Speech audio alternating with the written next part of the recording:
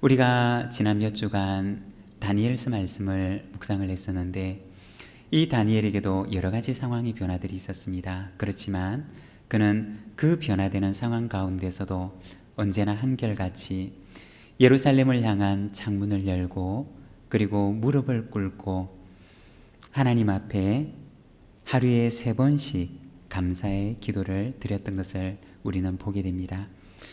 우리의 삶 속에서도 우리가 여러 가지 변화되는 상황이 있지만 그러나 다니엘처럼 한결같이 우리의 기도의 골방에서 하나님을 만나는 우리 부산진 모든 믿음의 가족들의 삶이 되시기를 바랍니다. 여러분, 우리가 언젠가 한번 나눈 적이 있는데 보리라고 하는 식물은 반드시 겨울을 지내야지만이 그 안에 속이 꽉 찬 알곡을 거두게 된다고 합니다. 겨울이 다 지나가고 우리에게 봄이 돌아왔을 때 우리가 하나님 앞에 속이 꽉 찬 알곡이 되어서 하나님께 영광을 돌리는 저와 여러분 그리고 우리 부산진 모든 믿음의 가족들이 되시기를 바랍니다. 우리가 성령의 열매에 대해서 말씀을 같이 묵상을 하고 있는데 갈라디아서 5장의 말씀을 보게 되면 육체의 밭에서 자라는 것들과 그리고 하나님의 밭에서 자라는 것들에 대해서 말씀을 하고 있습니다. 육체의 밭에서 자라는 것들이 무엇이냐? 갈라디아서 5장 19절에서 21절 말씀을 보게 되면 이렇게 말씀을 합니다. 육체의 일은 분명하니 곧 음행과 더러운 것과 호색과 우상 숭배와 주술과 원수 맺는 것과 분쟁과 시기와 분냄과 당 짓는 것과 분열함과 이단과 투기와 술 취함과 방탕함과 또 그와 같은 것들이라.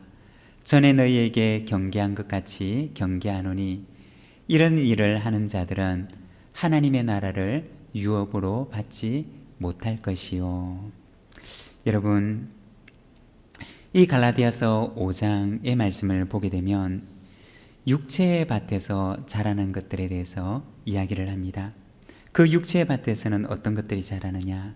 음행과 더러운 것, 호색, 우상 숭배, 주술, 원수 맺는 것, 그리고 분쟁, 시기, 분냄, 당 짓는 것, 분열, 이단, 투기, 술 취함, 방탕함. 여러분, 이러한 것들이 우리의 육체의 밭에서 자라는 것들이다 라고 말씀을 합니다. 그런데 이러한 것들을 맺는 사람들은 하나님의 나라를 유업으로 받을 수가 없다 라고 얘기를 합니다. 그와는 반대로 하나님의 밭에서 자라는 것들은 무엇이냐? 우리가 갈라디아서 5장 22절과 23절의 말씀을 보면 오직 성령의 열매는 사랑과 희락과 화평과 오래 참음과 자비와 양성과 충성과 온유와 절제니 이 같은 것을 금지할 법이 없느니라 고 말씀을 합니다. 하나님의 밭에는 어떤 것들이 자라느냐? 바로 사랑과 희락과 화평 그리고 오래 참음, 자비, 양선, 충성, 온유, 절제 이와 같은 것들이 바로 하나님의 밭에서 자라나는 것들이다 라고 말씀을 합니다. 사랑하는 여러분, 어떻습니까? 우리의 밭에는 어떤 것들이 자라나고 있습니까? 우리의 밭에는 원수 맺는 것, 분쟁하는 것, 시기하고 분내고 당짓는 것 이와 같은 것들이 자라고 있습니까? 아니면 우리의 마음밭에는 사랑과 희락과 화평과 오래 참음과 자비와 양성과 충성과 온유와 절제와 같은 것들이 자라고 있습니까? 여러분, 부디 소망하기는 하나님의 밭에서 자라나는 성령의 열매들이 저와 여러분의 밭에서 자라나서 하늘의 아름다운 열매를 맺는 저와 여러분, 우리 부산지 모든 믿음의 가족들이 되시기를 바랍니다. 우리가 기도하는 마음으로 갈라디아서 5장 22절과 23절 말씀, 우리 그동안 이제 쭉 같이 암송을 했는데 우리 같이 한번 암송하도록 하겠습니다. 갈라디아서 5장 22절과 23절입니다. 오직 성령의 열매는 사랑과 희락과 화평과 오래 참음과 자비와 양성과 충성과 온유와 절제니 이 같은 것을 금지할 법이 없느니라. 아멘. 여러분, 우리의 밭에 이와 같은 열매들이 풍성하게 맺히기를 소망합니다. 오늘은 우리가 성령의 9가지 열매 가운데 이제 8번째 열매인 온유의 열매에 대해서 함께 우리가 말씀을 묵상하고자 합니다. 오늘 우리가 읽은 갈라디아서 5장에 나와 있는 이 온유라고 하는 말은 원어 성경에서는 프라우테스라고 하는 단어를 사용하는데 그 말의 의미는 부드러움, 온화함 혹은 친절함이라고 하는 뜻을 가지고 있습니다. 거칠고 파괴적이고 불친절하고 퉁명스러운 태도를 말하는 것이 아니라 부드럽고 온화하고 그리고 친절한 태도를 말하는 것입니다. 그러면 힘이 없어서 부드럽고 온화한 것이냐? 이 온유라고 하는 말의 조금 더 정확한 의미는 강하지만 부드러운 상태를 가리키는 것입니다. 우리가 흔히 비유할 때 마치 잘 길들여진 말이 있는데 이 말이 굉장히 힘이 있고 강하지만 그러나 잘 훈련되고 잘 길들여져 있기 때문에 주인 앞에서 혹은 사람들 앞에서 부드럽고 온유한 바로 그러한 상태를 말하는 것이 이 온유라고 하는 말의 의미라는 것입니다. 오늘은 우리가 성령의 열매에 대해서, 성령의 열매 가운데 바로 이 온유의 열매에 대해서 함께 묵상을 하고자 합니다. 그러면 성경은 이 온유라는 것에 대해서 무엇이라고 말씀을 하느냐? 우리가 함께 말씀을 보면서 묵상을 하기를 원하는데, 먼저 첫 번째, 성경은 이 온유를 가리켜서 말하기를 하나님의 성품이요 예수님의 성품이다 라고 말씀을 합니다. 여러분, 이 온유가 무엇이냐? 성경에서는 그것이 바로 하나님의 성품이며 또한 예수님의 성품이다 라고 얘기를 합니다.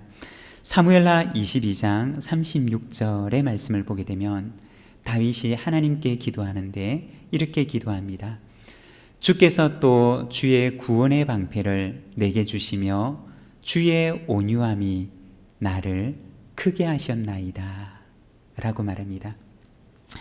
여기에 보게 되면 다윗이 하나님께 고백하기를 하나님의 온유하심이 연약한 자신을 이렇게 크게 위대하게 하셨습니다 라고 고백을 합니다.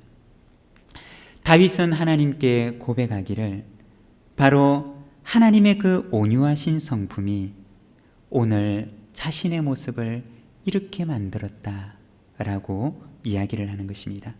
그리고 마태복음 11장 28절에서 30절 말씀을 보게 되면 수고하고 무거운 짐진 자들아 다 내게로 오라 내가 너희를 쉬게 하리라. 나는 마음이 온유하고 겸손하니 나의 멍에를 메고 내게 배우라. 그리하면 너희 마음이 쉼을 얻으리니 이는 내 멍에는 쉽고 내 짐은 가벼움이라 하시니라 고 말씀합니다.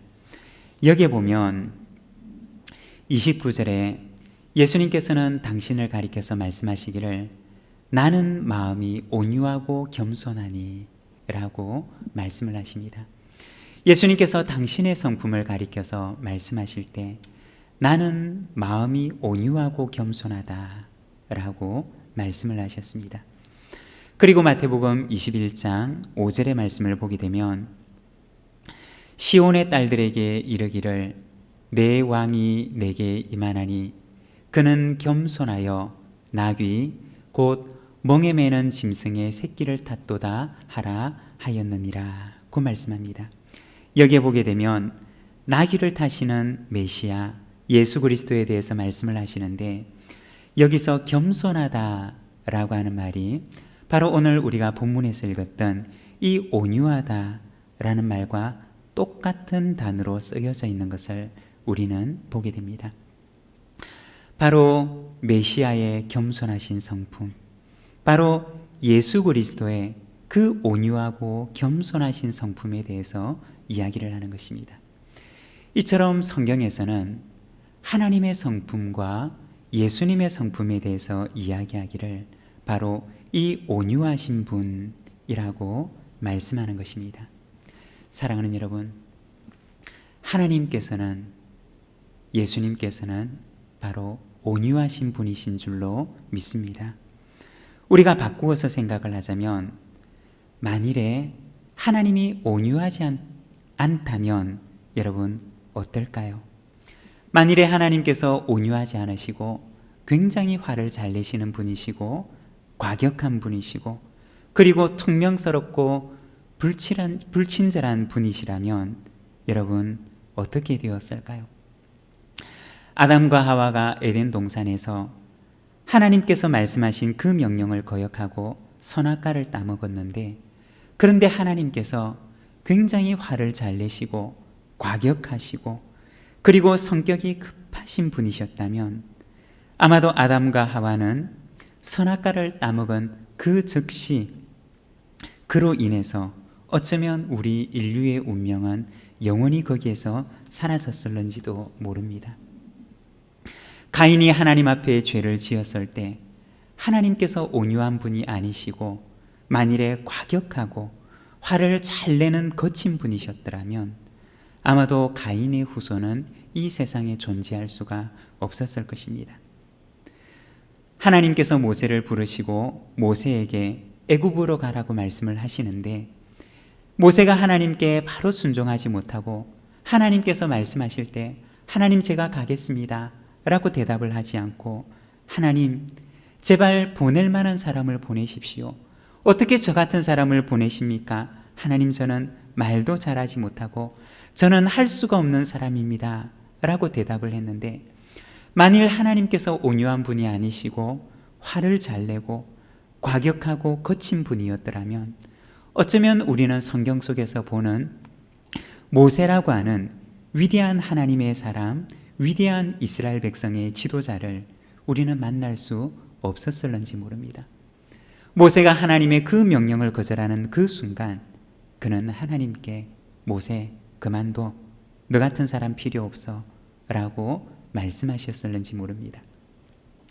이스라엘 백성들이 애굽에서 나왔을 때 그 애굽에서 나온 것에 대한 감사를 잃어버리고 하나님께 금방 불평하고 그를 이끌고 왔던 지도자 모세에게 불평을 했을 때, 만일에 하나님께서 과격하고 화로 충만한 분이었더라면 어쩌면 출애굽을 했던 즉시 그들은 홍해 앞에서 하나님의 심판을 받아서 그들은 그 홍해를 건너지 못했을 수도 있었을 것입니다.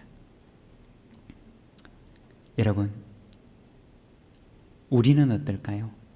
만일에 하나님께서 온유한 분이 아니시고 화를 잘 내고 그리고 당신의 성미에 따라 급하게 과격하게 행하시는, 이랬다 저랬다 변덕을 부리며 만일 우리에게 당신이 하고 싶은 대로 행하시는 그러한 분이셨더라면 여러분 오늘날 우리는 어떻게 되었을까요?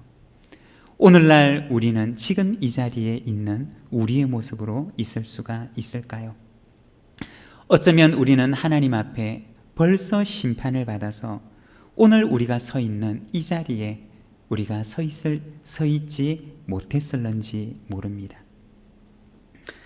성경은 말하기를 바로 이 온유함이 하나님의 성품이요 예수 그리스도의 성품이다 라고 말씀을 합니다.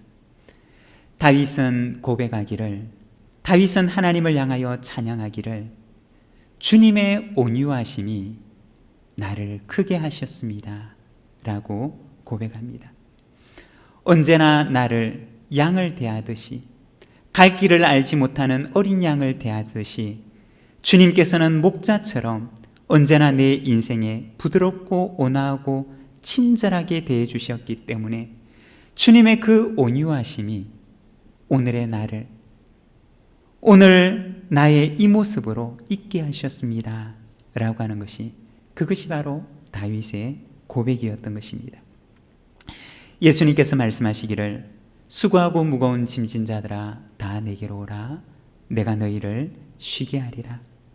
나는 마음이 온유하고 겸손하니 나의 멍에를 메고 내게 배우라 고 말씀하실 때 우리 주님께서는 당신이 온유하고 겸손하다 라고 말씀하십니다. 바로 선한 목자가 되신 예수 그리스도께서는, 우리 주님께서는 언제나 우리를 향하여 마치 양을 대하듯이 온유함으로 우리를 대하신다 라고 하는 것입니다. 온유는 무엇이냐? 바로 하나님께서 우리를 대하시는 방식, 하나님께서 우리를 대하시는 그 방식과 태도가 바로 이 온유함이라고 하는 것입니다. 하나님께서는 우리를 이렇게 온유하게 대하셨고, 예수 그리스도께서는 우리의 선한 목자가 되셔서 우리를 이토록 온유하게 대하셨다라고 하는 것입니다. 온유는 무엇이냐? 바로 하나님의 성품이요 예수 그리스도의 성품입니다. 두 번째로, 온유는 하나님의 백성이 타인에 대해서 가져야 하는 성품이라는 것입니다. 우리가 이 온유라고 하는 말은 우리가 기억해야 될 것이 한 가지가 있는데, 이것은 바로 관계와 관련이 되는 말이라는 것입니다.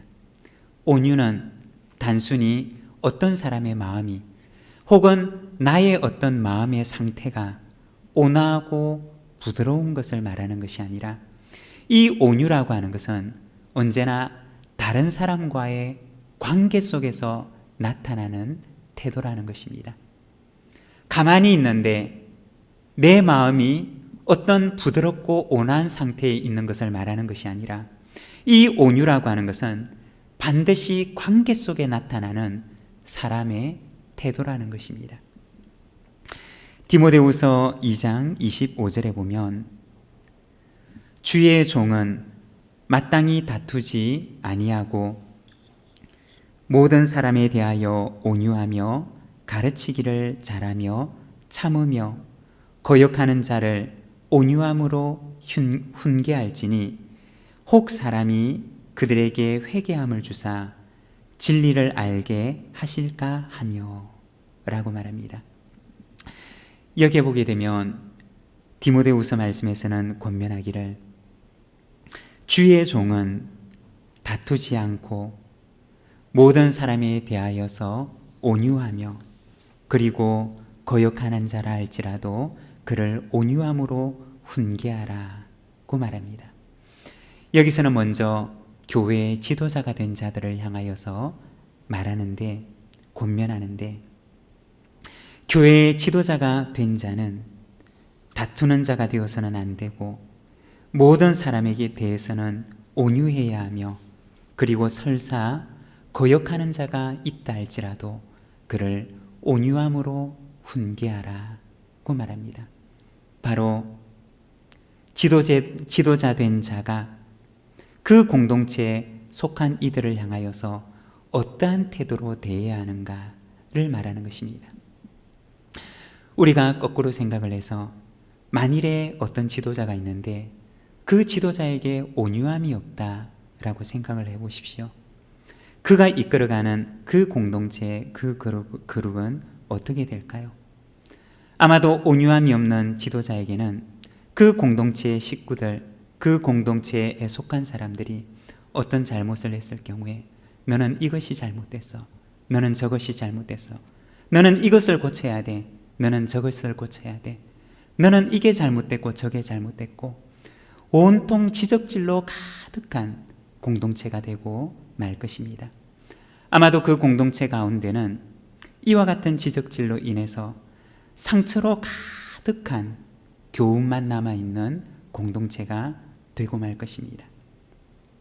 여러분, 그렇다면 과연 온유함이 없는 교훈이 사람을 변화시킬 수가 있을까요? 온유함이 없는 교훈, 온유함이 없는 지적질이 과연 그 공동체를 변화시키며 그 공동체에 속한 사람들을 변화시킬 수가 있을까요? 여러분, 결코 온유함이 없는 교훈은, 온유함이 없는 지적은 결코 사람을 변화시킬 수가 없습니다. 거기에는 상처만 있을 뿐이고 거기에는 상처받은 사람들로만 가득할 뿐이라는 것입니다. 가정에서도 마찬가지입니다. 온유함이 없는 훈계, 온유함이 없는 지적을 통해서는 결코 가정이 변화될 수가 없다는 것입니다. 온유가 훈계를 훈계가 되게 하고, 온유가 바로 그가 속한 공동체를 바르게 세우는 힘이 된다는 것입니다.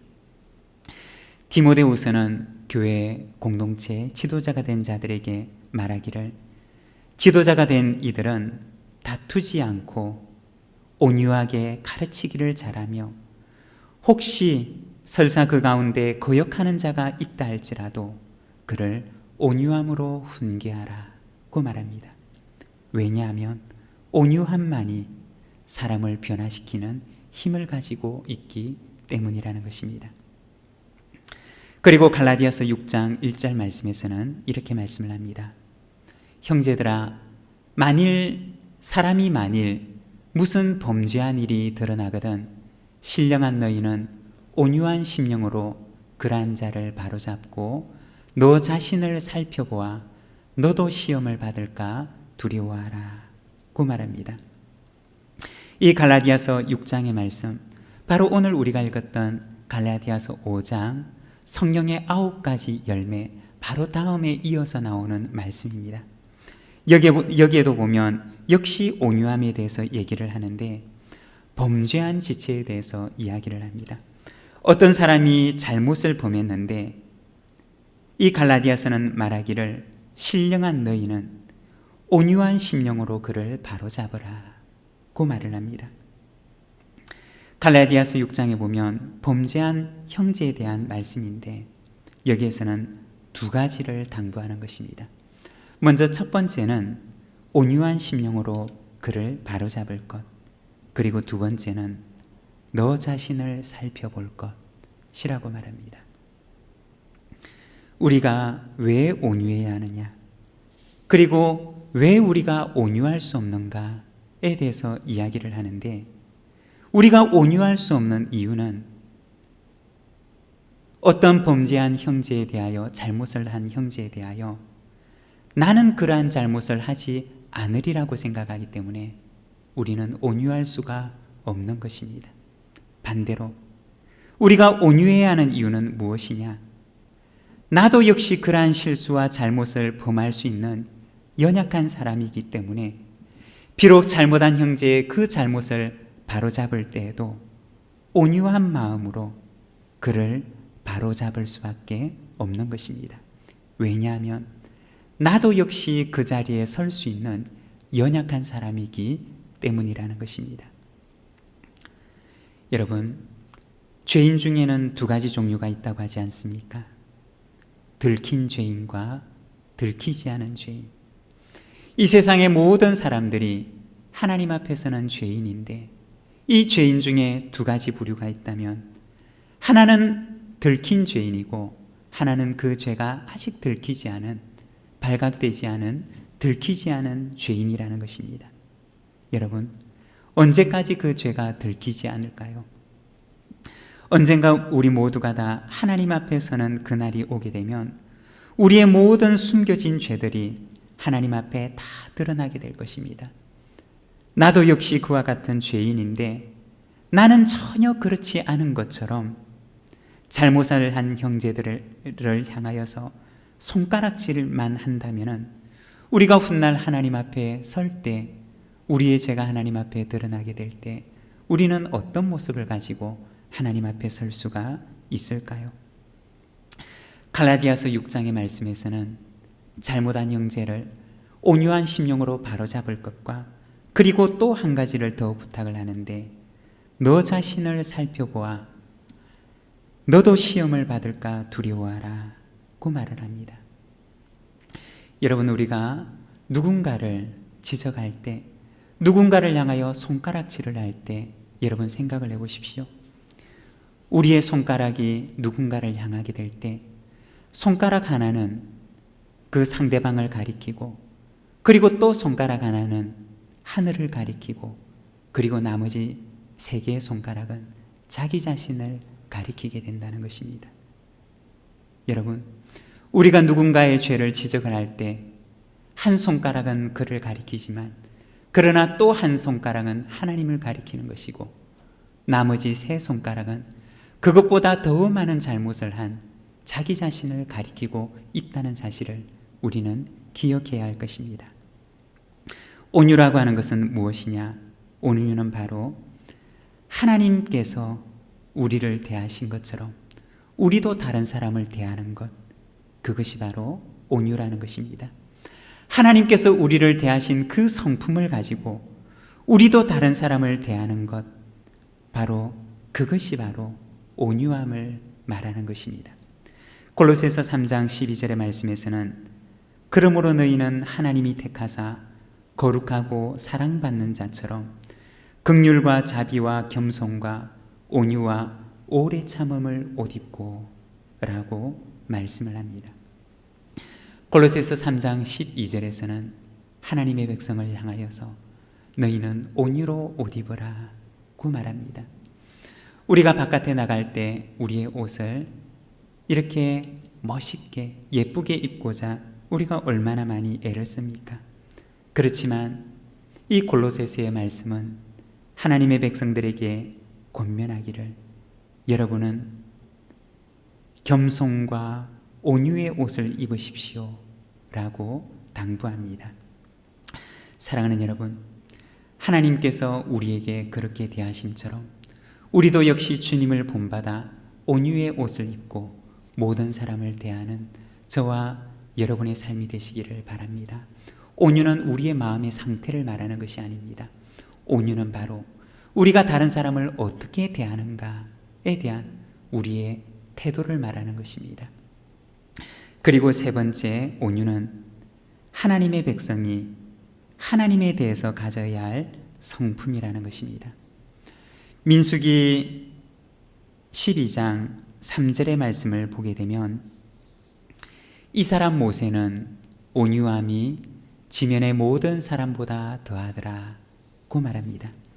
이 민수기의 말씀에서는 가장 온유했던 사람에 대해서 이야기를 하는데 바로 모세라고 하는 사람에 대해서 이야기를 합니다. 여러분, 왜 모세가 온유한 사람이라고 불리게 되었을까요? 왜 성경은 모세를 가리켜서 온유한 사람이라고 이야기를 하고 있을까요? 어쩌면 모세라고 하는 사람은 우리가 생각하는 온유함과는 거리가 먼 사람처럼 여겨질는지 모릅니다.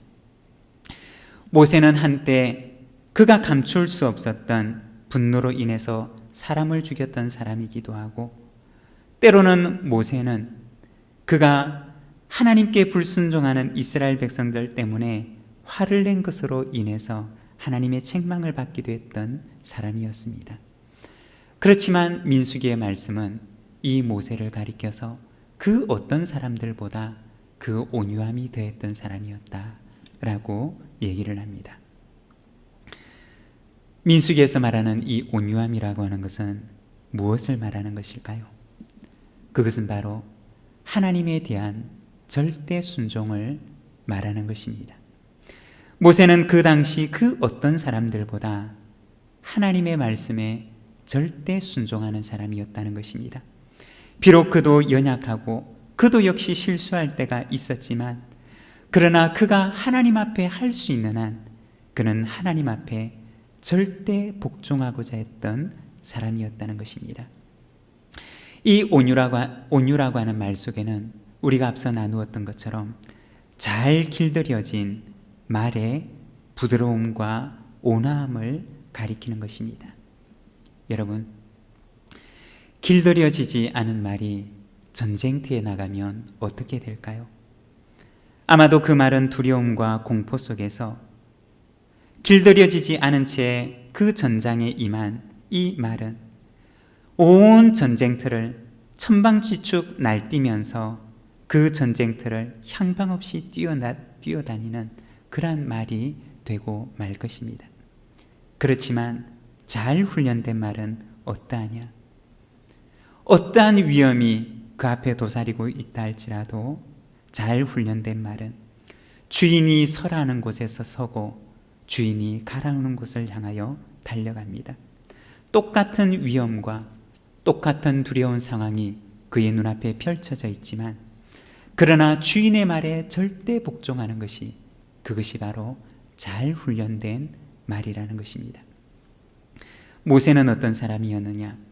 그도 역시 부족하고 연약하며 그 마음속에 두려움을 가진 사람이었지만 그러나 그는 하나님께서 서라 하시면 섰고 그리고 하나님께서 가라 하시면 어디든지 갈 준비가 되었던 사람이 바로 이 모세였던 것입니다. 하나님께서 그를 사용하셨던 이유는 바로 그의 온유함 때문이었습니다.